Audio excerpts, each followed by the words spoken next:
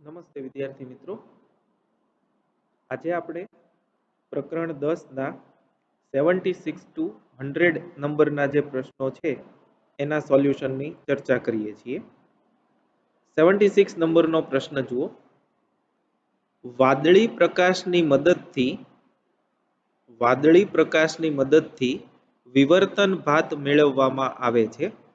હવે જો વાદળી પ્રકાશને બદલે રાતા પ્રકાશનો ઉપયોગ કરવામાં આવે તો સરસ પ્રશ્ન છે, કન્સેપ્ચ્યુઅલ અને મેથેમેટિકલ પણ.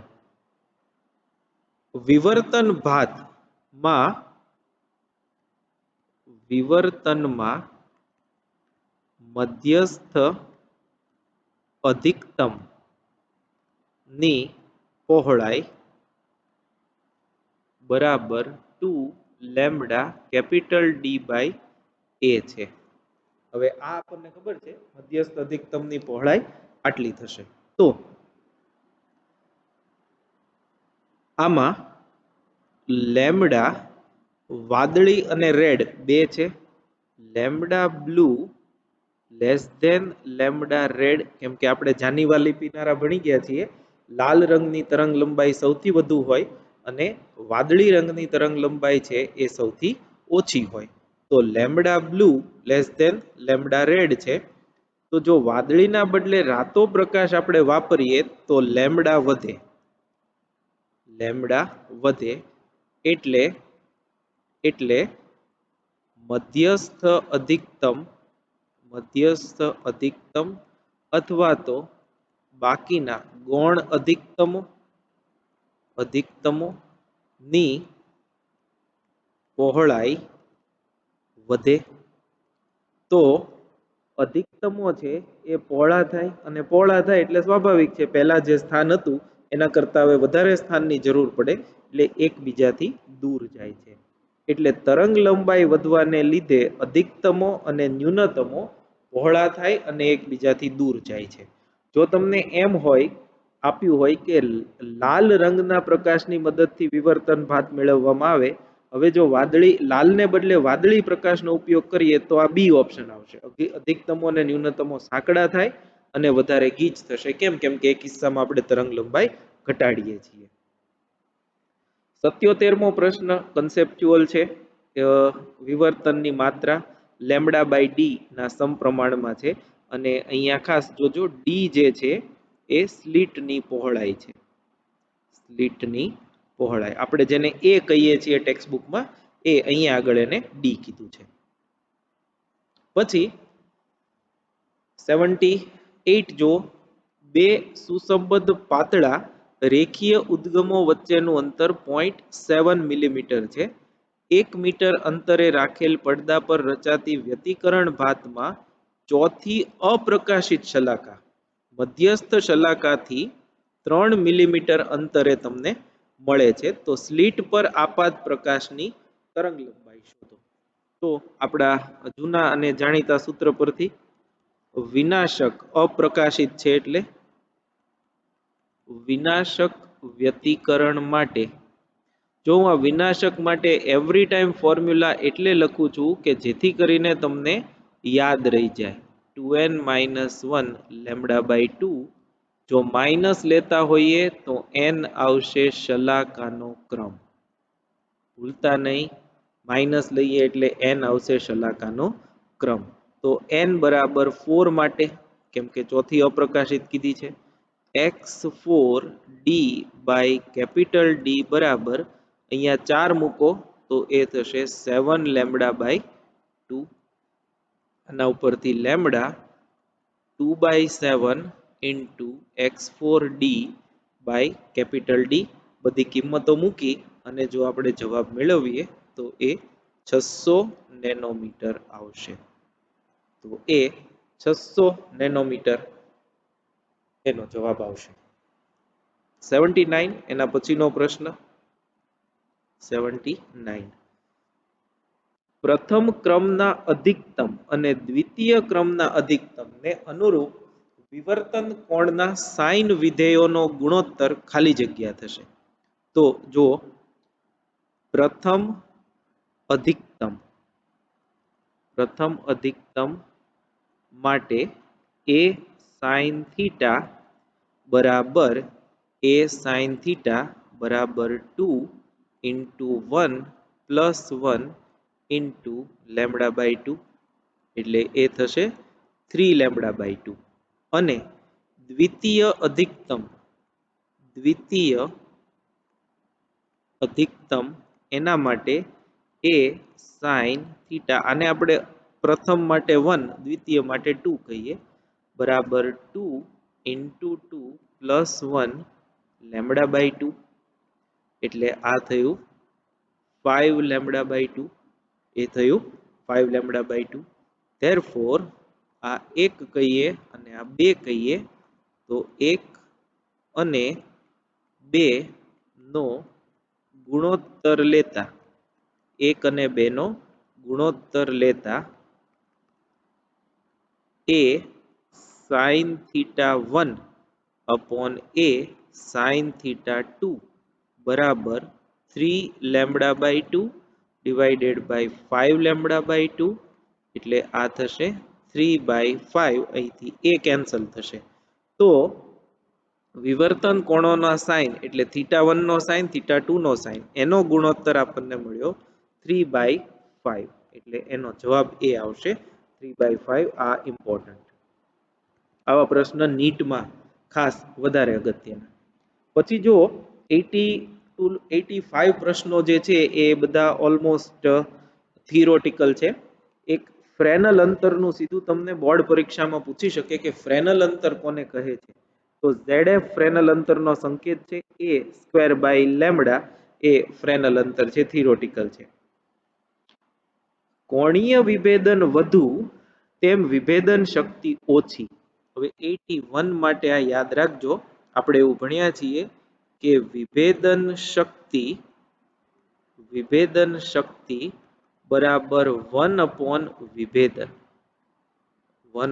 વિભેદન અથવા તો વિભેદન કોણ એવું આપણે કહીએ છીએ એટલે બહુ સ્વાભાવિક છે કે જો આપણી આંખ સાથે વસ્તુઓએ બનાવેલો ખૂણો નાનો હોય અને તેમ છતાંય જો આપણે એને છૂટી જોઈ શકતા હોઈએ તો આપણે એમ કહીએ છીએ કે આંખની વિભેદન શક્તિ સારી છે અને જો બહુ દૂર ના હોય એમ છતાંય આપણને એક સ્વરૂપે દેખાતા હોય તો વિભેદન કોણ મોટો હોવા છતાં તમે એને છૂટા નથી જોઈ શકતા એનો મતલબ કે વિભેદન શક્તિ ઓછી છે આંખ નબળી છે એવું આપણે કહેવાય એટલે ટેલિસ્કોપ હોય માઇક્રોસ્કોપ હોય કે માનવ આંખ હોય ગમે એના માટે વિભેદન શક્તિ ઓલવેઝ વિભેદન કોણના વ્યસ્ત પ્રમાણમાં હોય બરાબર કરતા હું અહીંયા સમપ્રમાણતા મૂકી દઉં તો કોણીય વિભેદન વધુ એમ વિભેદન શક્તિ ઓછી હોય એટલે સી જવાબ આવશે આમાં તમને ફેરવીને પૂછી શકે તમે જાણો છો જેમ કોણીય વિભેદન ઓછું તેમ વિભેદન શક્તિ વધુ તો બી જવાબ આવશે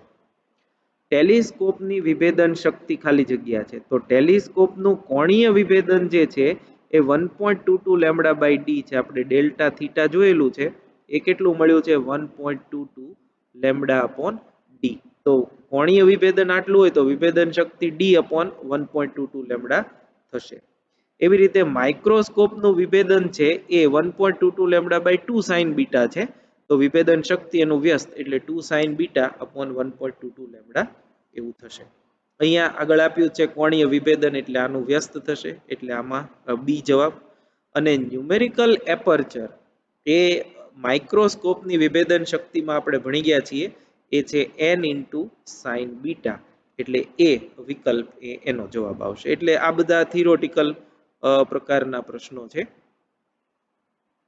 86 જો યંગના બે સ્લિટના પ્રયોગમાં 720 નેનોમીટર અને 640 નેનોમીટર તરંગ લંબાઈના તરંગો ધરાવતું એક કિરણ જૂથ વાપરવામાં આવે છે તો મધ્યમાન પ્રકાશિત શલાકાથી કેટલા લઘુત્તમ અંતરે બંને તરંગોથી મળતી પ્રકાશિત શલાકાઓ એકબીજા પર સંપાત થશે બે સ્લિટ વચ્ચેનું અંતર 0.6 મિલીમીટર અને પડદા સુધીનું અંતર 1.2 મીટર છે તો જુઓ 86 આ અગત્યનો છે આવું આપણે આગળ કરી જ ગયા છીએ કેટલા લઘુત્તમ અંતરે બંનેથી મળતી પ્રકાશિત શલાકા સંપાત થાય? તો બંનેની પ્રકાશિત શલાકાઓ સંપાત થતી હોય તો n1 λ1 બરાબર n2 λ2. તમને યાદ હોય તો આપણે જે 1 થી 75 પ્રશ્નો જૂના જોયા છે એમાં આપણે આનો વારંવાર ઉપયોગ કરી ચૂક્યા છીએ કે x d બાય d એ બંને માટે સમાન હોય. x બંને સમાન છે તો n1 λ1 બરાબર n2 λ2 થાય. તો therefore n1 by n2 બરાબર λ2 by λ1. λ2 એ આને કહીએ અને λ1 એ આને કહીએ. તો આ 640 ડિવાઈડ બાય 720. તો આ જે છે એ 8 બાય 9 મળશે. આ તમે કરો તો 16/18 મળશે. 16/18 એટલે 8 બાય 9 થયું.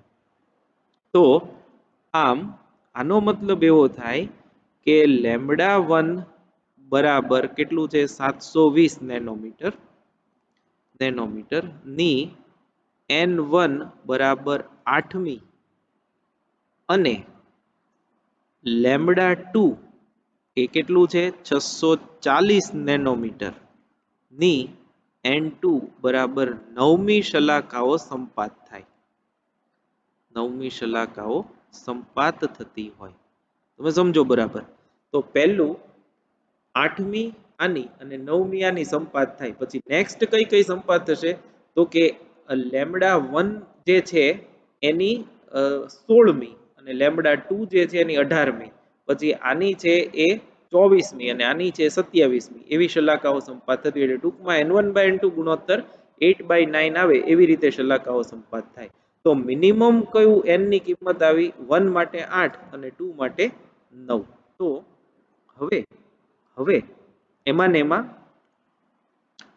xd by capital D બરાબર n લેમ્બડામાં x8d by capital D બરાબર n1 λ1 મૂકતા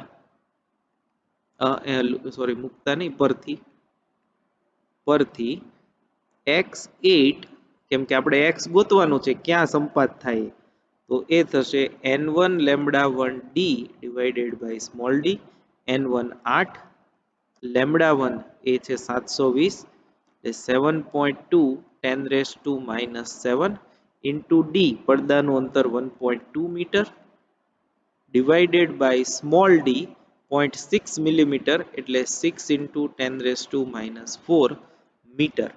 આની જો આપણે ગણતરી કરીએ તો એ મળશે 1.152 into 10⁻² મીટર એટલે 1.152 સેન્ટીમીટર. તો આ મિનિમમ ડિસ્ટન્સ થયું. એટલે અત્યાર સુધી આપણે n1 λ1 બરાબર n2 λ2 વાળા દાખલા જોયા હતા. પણ પડદા પરનું એ અંતર જે છે એ મધ્ય બિંદુથી કેટલા અંતરે છે કે જ્યાં આગળ બંનેની શલાકાઓ સંપાત થાય એ આપણે ગોતવાનું છે. અહીં શબ્દ લઘુત્તમ અગત્યનો છે. લઘુત્તમ માટે n1 8 અથવા તો n2 છે એ તમે 9 લઈ શકો. પછી 87મો છે એ પણ કન્સેપ્ચ્યુઅલ છે. પૃથ્વી પર પહોંચતા વિદ્યુત ચુંબકીય સૌર વિકિરણના તરંગગ્રો ખાલી જગ્યા હોય છે. તો પૃથ્વી અને સૂર્ય વચ્ચેનું અંતર લગભગ અનંત લઈએ અથવા તો ખૂબ વધારે હોવાથી સૈદ્ધાંતિક રીતે સમતલ તરંગગ્રો મળે. ત્યાં ભલે ગોળાકાર હોય પણ પૃથ્વી સુધી પહોંચે ત્યાં સુધીમાં એ તરંગગ્રો ગોળાકારમાંથી સમતલ થઈ ચૂક્યા હોય એટલે આમાં સમતલ જવાબ આવશે. 88 જુઓ. એક તારામાંથી આવતા પ્રકાશની તરંગ લંબાઈ 600 નેનોમીટર છે. જો ટેલિસ્કોપના લેન્સનો વ્યાસ 100 ઇંચ હોય તો એનું કોણીય વિભેદન કેટલું? 1 ઇંચ બરાબર 2.54 સેન્ટીમીટર. એ તમને આપી દીધું હશે એટલે એ કાંઈ યાદ રાખવાની જરૂર નથી. તો 88 હમણાં જ આપણે જે સૂત્ર જોયું એના પરથી કોણીય વિભેદન એને આપણે ડેલ્ટા થીટા કહીએ છીએ. તો એ હતું 1.22 lambda upon capital D. Capital D ના બદલે અહીંયા લેન્સનો વ્યાસ એ આવશે. તો 1.22 into 6 into 10 raised to minus 7 divided by લેન્સનો વ્યાસ 100 ઇંચ છે એટલે 100 ગુણ્યા 2.54 into 10 raised to minus 2. આ જો આપણે ગણતરી કરીએ તો એ થશે 2.88 into 10 raised to minus 7 radian. 10 raised to minus 7 radian એટલે એ 2.9 10 raised to minus 7 એ આવ્યું. અને વિભેદન શક્તિ બરાબર 1 upon કોણીય વિભેદન. 1 upon કોણીય વિભેદન એટલે આનું વ્યસ્ત જો તમે કરો તો એ એટલું આ આવી જશે. એટલે એમાં ખાલી વ્યસ્ત જ કરવાનું છે. આપણે આગળ પણ ચર્ચા એક વખત થઈ ચૂકી છે કે નીચેનામાંથી કઈ ઘટના ધ્વનિ અને પ્રકાશના કિસ્સામાં સામાન્ય નથી. તો એ આપણે જોયું હતું ધ્રુવીભવન. કેમ કે ધ્રુવીભવન ફક્ત લંબગત તરંગોનું જ થાય, ધ્વનિ તરંગો સંગત તરંગો હોવાથી એનું ધ્રુવીભવન થઈ શકતું નથી. બાકી બધી ઘટનાઓ છે બંને માટે કોમન છે.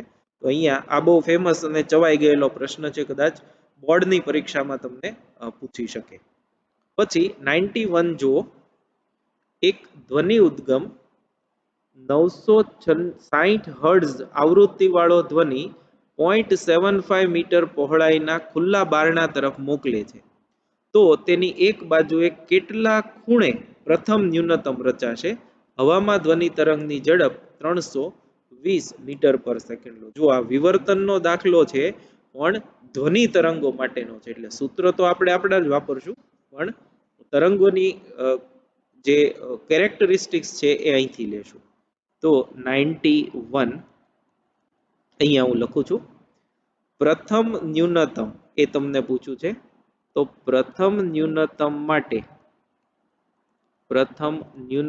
માટે એ સાઇન થીટા બરાબર લેમ્બડા, કારણ કે n બરાબર 1 લેતા n લેમ્બડા હોય છે, એમાં n ની કિંમત 1 લેવાની હોય. તો ધેરફોર આપણે ગોતવાનું છે સાઇન થીટા. સાઇન થીટા બરાબર લેમ્બડા અપોન એ, અને લેમ્બડા તમને નથી આપ્યું પણ v અને f આપ્યું છે. તો v બરાબર f લેમ્બડા છે, તો લેમ્બડા બરાબર v અપોન f ઇન્ટુ એ, કારણ કે v બરાબર f લેમ્બડા પરથી એ લેમ્બડા જે છે v બાય f થશે. ધેરફોર સાઇન થીટા બરાબર v 320 ડિવાઇડેડ બાય f 960 ગુણ્યા એ 0.75 મીટર. 0.75 મીટર. આની જો આપણે બધી ગણતરીઓ કરીએ તો એ 0.4444 એવો જવાબ આવે છે. તો આના પરથી જો આપણે થીટા મેળવીએ સાઇનના ટેબલમાં જોઈને તો એ મળી જશે 26.4 ડિગ્રી. એટલે 26 અને 27 ની વચ્ચે મળશે. 26.4 એ વિકલ્પ આમાં બધા છે, એટલે એ જવાબ આવશે. એટલે આવું આજે 26 છે એવો વિકલ્પ નહીં હોય, 26.4 હશે, અહીંયા કંઈક મોટો ડિફરન્સ હશે. એટલે આને તમારે સુધારવો હોય તો ધારો કે આને 52 ડિગ્રી કરી નાખો, બરાબર, પણ જવાબ આવશે 26.4 ડિગ્રી. સૂત્ર સાદું આપણું વાપરવાનું છે, પણ ધ્વનિ તરંગો છે એના માટે તમારે એ ગણવાનું થશે. પછી 92 નંબરનો પ્રશ્ન. કાચની એક પ્લેટ પર પ્રકાશનું એક કિરણ બ્રુસ્ટર કોણ ફાઈ જેટલા કોણે આપાત થાય છે. હવે બ્રુસ્ટર કોણે આપાત થાય એટલે પરાવર્તિત કિરણ જે છે એ સંપૂર્ણ તલ ધ્રુવીભૂત બને. આપણે પરાવર્તન વડે થતા ધ્રુવીભવન માટે બ્રુસ્ટરનો નિયમ ભણી ગયા છીએ. તો એ પરાવર્તનથી ધ્રુવીભવન કેવી રીતે થાય? તો કે આપાત કોણનું મૂલ્ય તમે બદલાવતા જાઓ તો એક આપાત કોણ એવો આવશે કે જ્યારે પરાવર્તિત કિરણ સંપૂર્ણ તલ ધ્રુવીભૂત હોય, તો એ વખતે જે આપાત કોણ હોય એને બ્રુસ્ટર કોણ કહેવાય.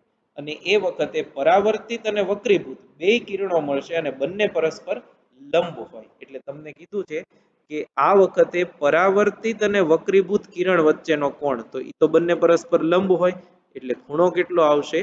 90 આવશે. એટલે ટ્રિકી ક્વેશ્ચન છે. જો તમને આવા બધા આપ્યા છે ઓપ્શન, પણ એ 90 ડિગ્રી જ આન્સર આવે. એમાં ફાઈ મ્યુ જે આપ્યું હોય એની કાંઈ એમાં જરૂર પડવાની નથી. દરેક વખતે આન્સર જે છે એ 90 ડિગ્રી જ આવશે. પછી 93 નંબરનો પ્રશ્ન જુઓ. આંખ અને વસ્તુ વચ્ચેનું અંતર 25 સેન્ટીમીટર હોય, એટલે આને નિયર પોઈન્ટ કહીએ છીએ આપણે, ત્યારે માનવ આંખ ઓછામાં ઓછા એકબીજાથી કેટલા અંતરે રહેલી બે બિંદુવત વસ્તુને છૂટી છૂટી જોઈ શકશે?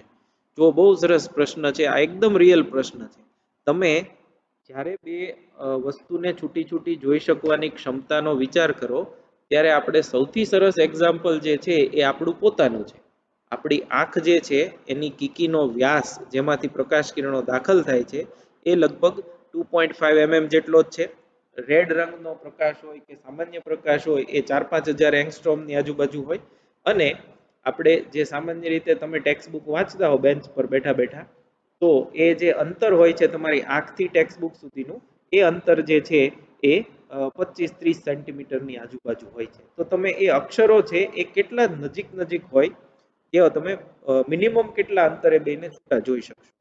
તો આપણી પાસે વિભેદનનું સૂત્ર છે માઇક્રોસ્કોપ માટે. તો એ હું અહીં લખું છું, 93. આંખ માટે, આંખ એને આપણે કહીએ છીએ સાદું માઇક્રોસ્કોપ.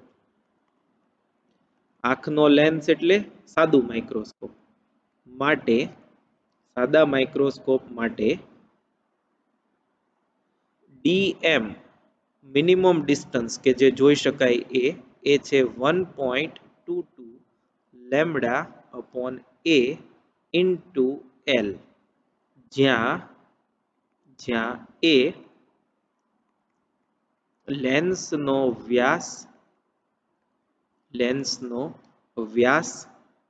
અને એલ વસ્તુઓ વચ્ચેનું રેખીય અંતર,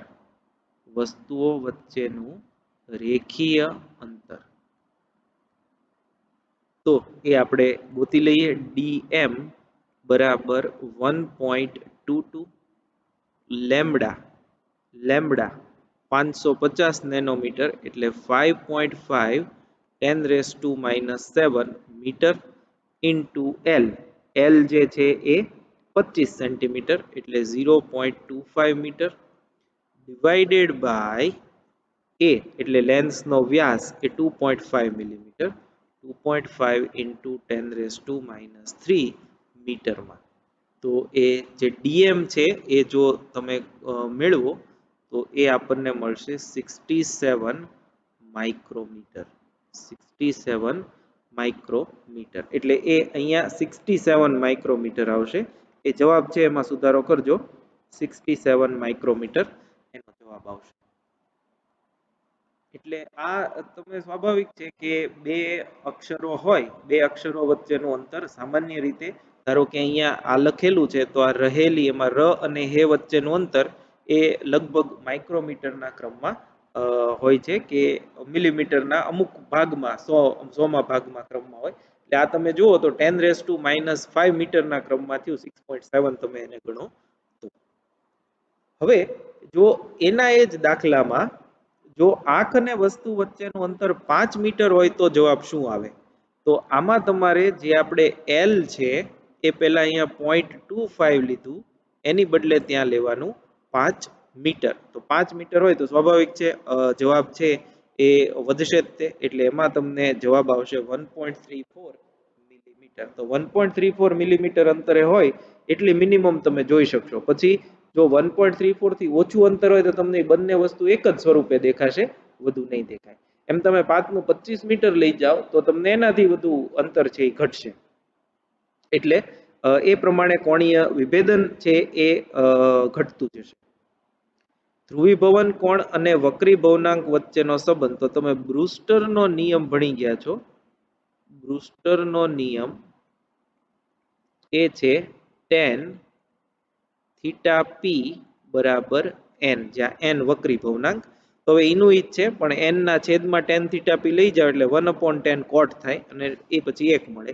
તો n ઇન્ટુ કોટ થીટા પી બરાબર 1. આ બ્રુસ્ટરનો જ નિયમ છે, ખાલી લખ્યો છે એક અલગ સ્વરૂપમાં. પછી 96 I0 તીવ્રતાના પ્રકાશ સાથે 45 ડિગ્રીનો ખૂણો બનાવે તેમ પોલેરોઇડને મૂકવામાં આવેલ છે. પ્રકાશ પોલેરોઇડમાંથી પસાર થઈ ધ્રુવીભવન પામ્યા બાદ ખાલી જગ્યા તીવ્રતા ધરાવતો હશે. તો આ હવે આપણે ધ્રુવીભવનના દાખલા જોઈએ તો એમાં આપણે માલસનો નિયમ ભણી ગયા છીએ. માલસનો નિયમ I બરાબર I0 cos સ્ક્વેર થીટા.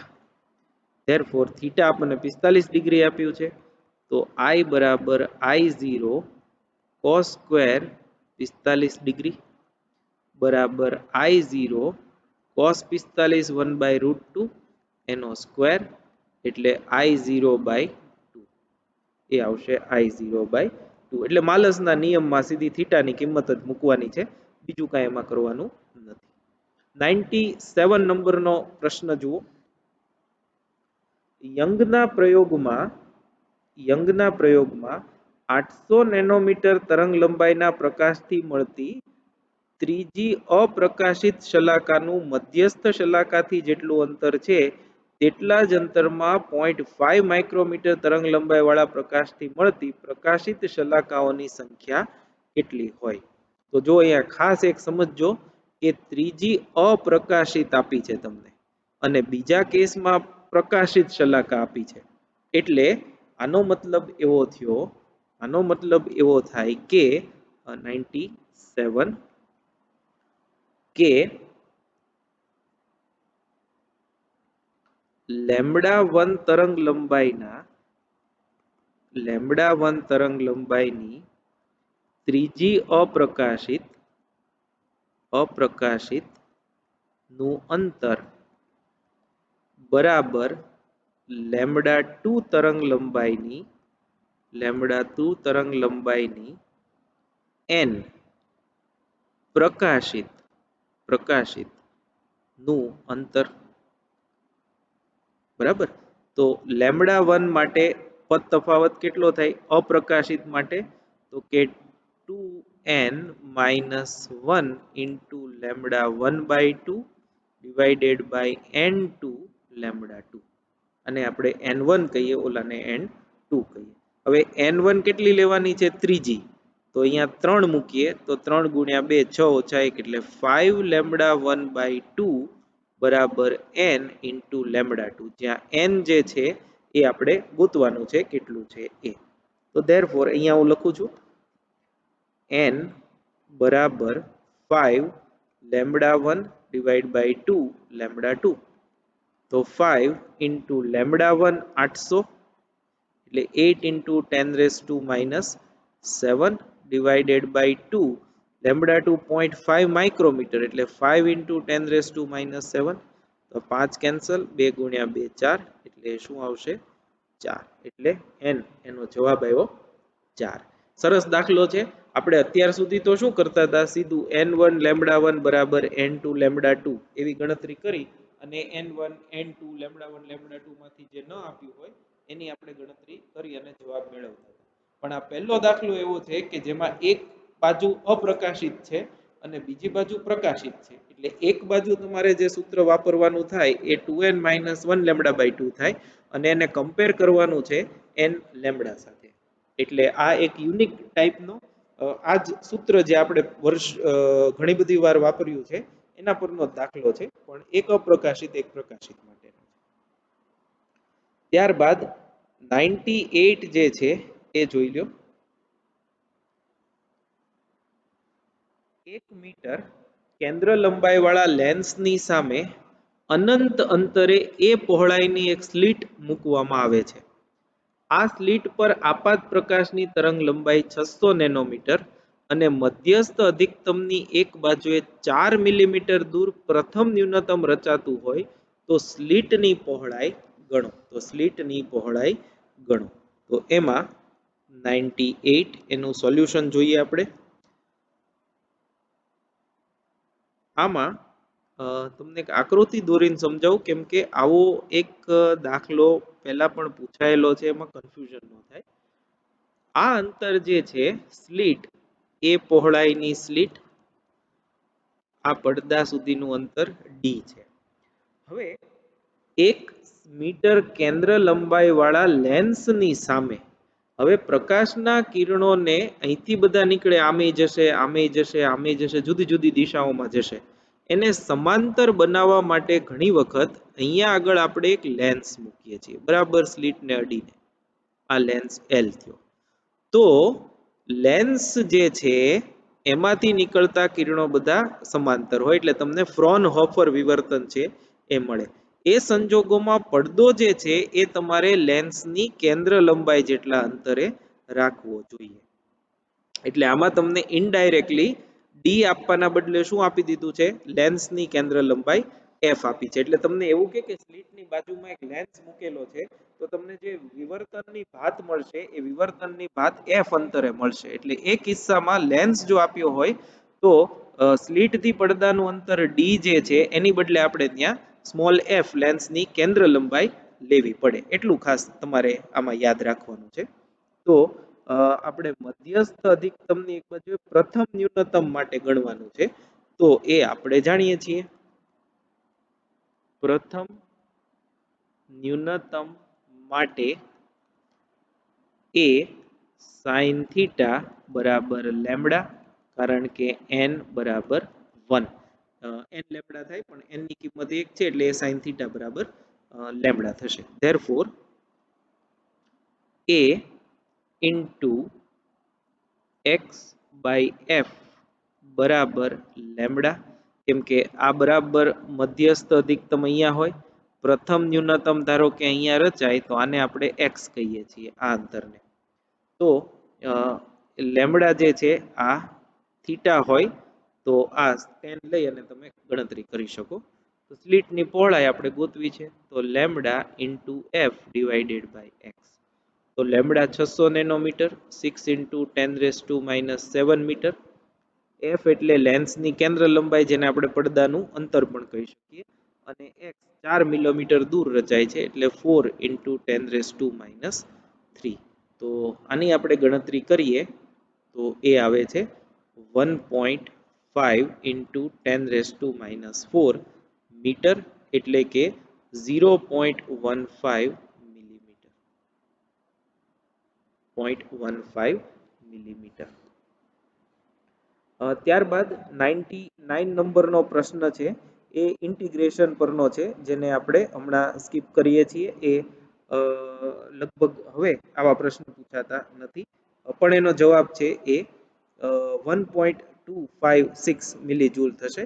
એમાં ઉર્જાની ગણતરી કરી અને એને મલ્ટીપ્લાય કરવાનું પાઈ ઓમેગા બાય એ પ્રકારના સૂત્રથી તમને સીધી ગણતરી થઈ જશે. એટલે આને અત્યારે આપણે છોડી દઈએ છીએ. છેલ્લો પ્રશ્ન જુઓ, 100 નંબરનો પ્રશ્ન.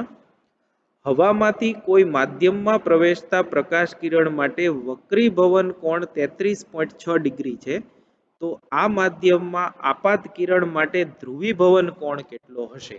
ધ્રુવીભવન કોણ કેટલો હશે એ આપણે અહીંયા જોવાનું છે. તો જુઓ, સરસ પ્રશ્ન છે.